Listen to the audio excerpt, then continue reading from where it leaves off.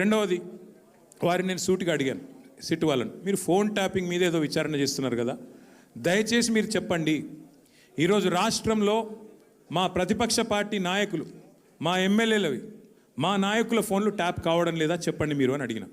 వాళ్ళు మాకేం సంబంధం, మాకు తెలియదు అని నీళ్ళు నమ్ములుతున్నారు తప్ప కావడం లేదు అని చెప్పే పరిస్థితి లేదు. రెండవది నేను అడిగాను, ఒక మంత్రి గారు స్వయంగా నా ఫోన్ ట్యాప్ అవుతుంది, నేను మీతో మాట్లాడలేను అని జర్నలిస్టులకు చెప్పుకునే దుస్థితి ఈరోజు ఈ రాష్ట్రంలో ఉన్నదా లేదా మీరు చెప్పండి అని అడిగిన. దానికి కూడా సమాధానం చెప్పరు. అది కాదు ఇది కాదని తప్పించుకునే ప్రయత్నం తప్ప వారు మాత్రం సూటిగా సమాధానం చెప్పలేదు.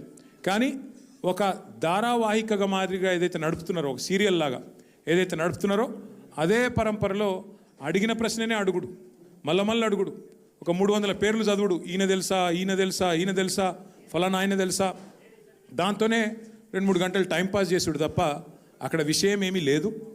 వారికి కూడా తెలుసు ఆ విషయం.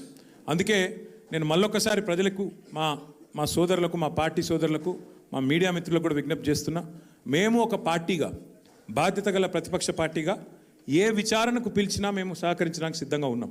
మీరు ఎన్ని కేసులన్నా పెట్టండి, ఎన్ని సిట్టులన్నా వేయండి, బాధ్యత గల ప్రతిపక్ష పార్టీగా పూర్తి స్థాయిలో చట్టాన్ని గౌరవించే వ్యక్తులుగా సహకరిస్తాము. మీరు ఎన్నిసార్లు పిలిచినా వస్తామని చెప్పి కూడా వాళ్ళకు కూడా